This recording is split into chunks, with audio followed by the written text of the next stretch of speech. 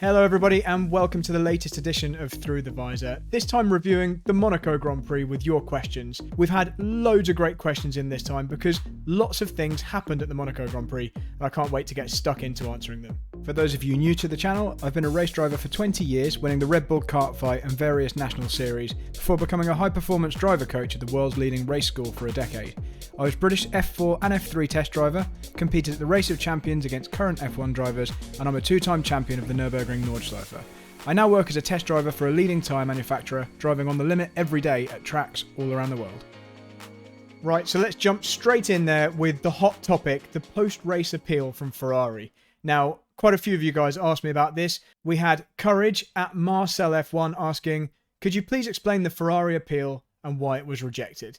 And this is really quite a simple one to look at, although the outcome maybe isn't quite as obvious as we would have expected. So in essence, whilst Ferrari were busy mucking up their pit stops by pitting too early and then coming out on cold slicks and wasting a lap either stuck behind slow traffic or just struggling to get temperature into their slicks, and Red Bull stayed out that extra lap or so on intermediates, effectively overcutting the Ferraris.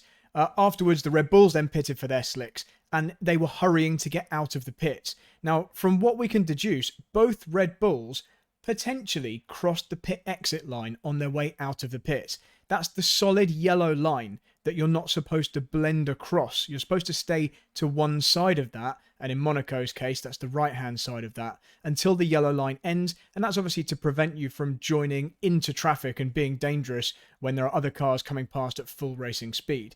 Now, we were actually running live on board with Verstappen on the live international feed when he looked to get a little bit sideways and potentially run across that yellow line. And I tweeted at the time that I thought that was a pretty obvious pit lane exit violation. Now, Ferrari pretty sensibly put in an appeal after the race because they thought, obviously, that they could get maybe a position or two back from this if Perez and Verstappen had infringed this rule. Now, here's where it gets a little bit more tricky.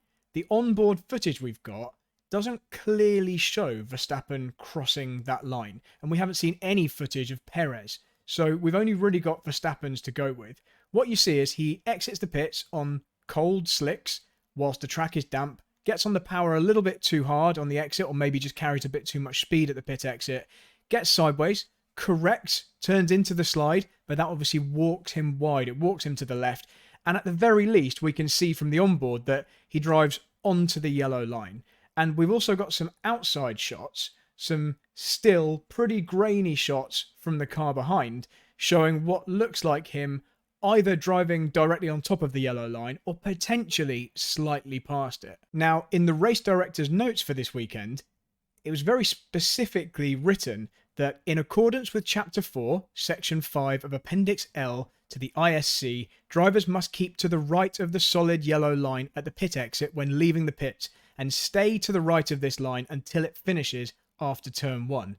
Now, that would tend to mean you're not allowed to even touch the line. So it shouldn't really be an issue whether or not the car was fully past the line, whether one of his tyres was past the edge of the yellow line and effectively over the top of the next piece of bare tarmac, asphalt. It should just be enough that he touches the yellow line and it should be a penalty. But just to further confuse this, as Crofty points out on Twitter, the FIA's own sporting code states that drivers must not cross the line. Now, that seems to be a bit of a contradiction with the race director's notes for the weekend, which effectively implies that they're not even allowed to touch the line. So we have two conflicting FIA rules going on here, which is not surprising, but very frustrating because this shouldn't be the case. We shouldn't have a race director making a specific note which contradicts or at least makes it confusing to judge what should be a pretty black and white rule. So section 18.1 of the FIA Sporting Code says, no part of any car leaving the pits may cross this line. Now, crossing the line would imply that they are allowed to touch it, they're just not allowed to cross it and appear out the other side. And that's where it's unclear whether or not Verstappen has done this. You can try and judge for yourselves from the grainy images we have here, but this is really the best we've got. And I believe this is why the stewards ruled in Red Bull's favour, because they couldn't say for absolutely certain whether or not Verstappen had fully crossed the yellow line. In my opinion, I think it looks like he has, and it looked on initial viewing from the live pictures that he had. And Lando Norris was penalised from a similar onboard camera view where it was impossible to tell if he definitely crossed the line at Barcelona and had his qualifying lap deleted for being over a white line. And they had similar kinds of evidence for that. So again, potential inconsistency from FIA stewards, but we've kind of grown to expect this over the last couple of years, unfortunately. So next up, Arno Tine asks, haven't seen much of it on air, so would you give us your detailed look at the Hamilton-Ocon clash and subsequent penalty? Now, this is a really juicy one, and I'm going to explain why. Now, we were all watching the live feed when we saw Hamilton trying to get past Ocon whilst Hamilton was making the most of his new intermediate tyres. And there were a couple of times where he got a really good run, he was all over the back of him. But in particular, on the TV pictures, we saw Hamilton go for a move down into turn 1. And it looked like he got a significant overlap, and to my eyes, Ocon just turned directly across on him. And we later then heard Hamilton complaining about being put in the wall, but we never saw that on the TV pictures, and the commentators just seemed to assume that they were talking about that first incident that Hamilton was complaining about being turned in on. And he then asked later on, are any of these incidents being reviewed by the stewards? Now, I've since uncovered, through looking through some different YouTube videos, the actual reason that Ocon was penalised. And in my view, both of these incidents should incur a penalty for Ocon. The first one we'll go into in just a moment, but let's have a look at the reason Ocon was actually penalised. This is what we didn't see on TV. Hamilton gets a run down the pit straight and makes a decisive move to Ocon's right-hand side and gets a significant overlap.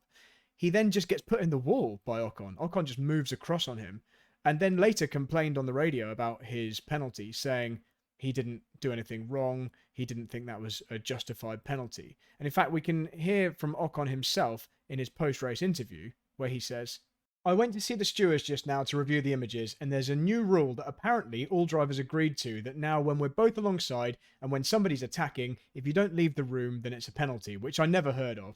I'm a bit surprised by the penalty. I think the opinion of everyone is that it should be a racing incident, nothing else. So yes, all these efforts for no reason. We could have stayed home this weekend. Now, I'm afraid, Esteban, I'm going to have to strongly disagree with you there, because this is not a racing incident. This is actually a very dangerous driving error by you. You cannot just drive across when a car has an overlap. And the fact that he thinks this is a new rule is a bit bizarre. I mean, this is something that we all understand. If there is any significant portion of another car alongside you, you can't move into that space. In essence, you cannot occupy a piece of track which is already occupied by another car. This is just a fundamental of racing etiquette. So this is a pretty clear slam dunk penalty for Ocon, and he's lucky that neither of them sustained significant damage. Hamilton had some end plate damage, but didn't really affect him. And they both pretty much got away unscathed. So now let's look at the incident we all saw on TV, and we can judge that one. So Hamilton gets a run down the inside of Ocon, has again a significant portion of the car alongside, as you can see from the still images, and Ocon just turns towards the apex as if there is no car there. Now, I appreciate Monaco's tight. It's difficult to get two cars round side by side, but Hamilton had absolutely earned the right to be there. There was no reason for Ocon to assume that Hamilton would have just disappeared, and he again causes contact by just turning into a space which is clearly already occupied by another car. Now, what quite often happens in these incidents is the car that's attacking, the car on the inside that is being turned in on, sees that there's a car turning in on them and tries to escape. They try and back out of that situation. It then ends up looking like they've made front to rear contact with that car in front, when in fact what's really happened is they're the only one trying to avoid contact, and because of that they end up further back and the contact happens at the rear of the car in front, at the front of the car behind, making it look like the attacking car has tapped the back of the car in front, when in actuality what's happened is the attacking car is just trying to escape damage and trying to avoid contact because the car in front clearly has no interest in that. So again, I'm afraid, Esteban, this one's on you. Chris Ratcliffe asks, how does a driver approach a section like the swimming pool at Monaco, where you have to be right up to the barrier on one side of the car while looking through the apex on the other, also dealing with those rapid focus changes? Now, I love this because this is a real driving question, and we've used a couple of still frames just to try and illustrate what we're talking about here, but Chris is completely right. There are lots and lots of times where as a driver, you're not looking at the place where you're positioning the car. You're looking at the next apex or the next braking point or the next turning point.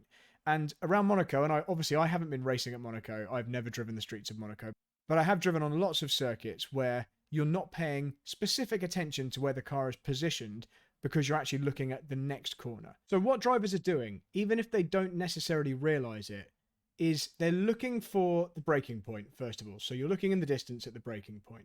But once you know you're going to reach that, you then look for the turning point. So your vision switches from the braking point up to the turning point, but before you've reached the braking point.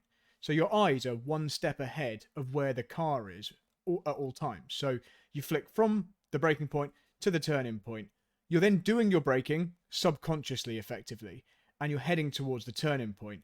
But once you know you're aiming for the turning point, you then flick your focus to the apex of the corner that you're heading into. And your peripheral vision then deals with the positioning towards the turning point. So, for example, on Leclerc's qualifying lap here, on his pole lap, he is not looking specifically at the barrier to position his right side tyres on the approach into the swimming pool section.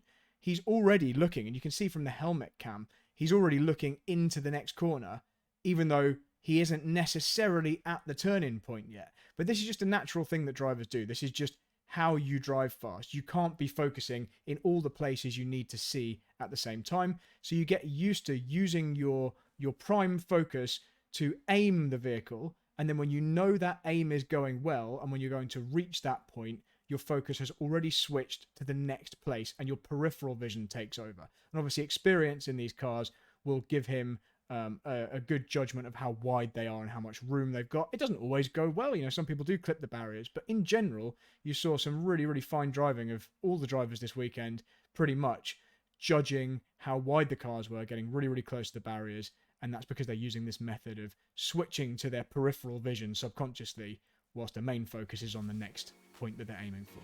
Our final question for today comes from Dave Chima, who asks, so what was the reason Lewis changed his helmet during the race at the red flag caused by Mick Schumacher? Not sure that was asked of him post-race. Now, this is hopefully quite an easy one to answer because I just think it's because his original helmet would have been damp and horrible to wear. So Lewis went into this weekend with a special Monaco helmet design, which was based on his favourite crystal. And you can see here, it's like a nice kind of white design with the purple crystal shining through. That was what was used at the start of the race when it was pouring with rain, when the drivers were sat in their cars, soaking up all that water, stationary, and then obviously driving later on with all the spray. And you've also got the sweat of the driver. All drivers sweat quite a lot, even in a cold race. You're still quite warm inside all of your race gear. And having the opportunity to swap to nice, dry kit is lovely. It just so happens that he only had one of those special crystal helmets available. I'm sure he would have changed to a dry version of that in the red flag period had he had that on offer. But as it happened, he went to his yellow helmet, and I'm certain that's the reason why. It will have been a helmet that was more suited to the dry weather. He probably had a dry visor as well, maybe a visor that didn't need as much kind of double glazing to prevent the misting up. But if you are wearing a damp, horrible, wet helmet in a race and you're getting warm inside the helmet, there is also that possibility of it misting up. So you don't want to carry a damp helmet into the next session if you've got the opportunity to change to a fresh one. And it is really as simple as that. So guys, thank you again for all your questions. It's been great. I'm really looking forward to answering your post-Baku questions in a couple of weeks. But until then, like this video, subscribe if you haven't already, and I'll see you next time.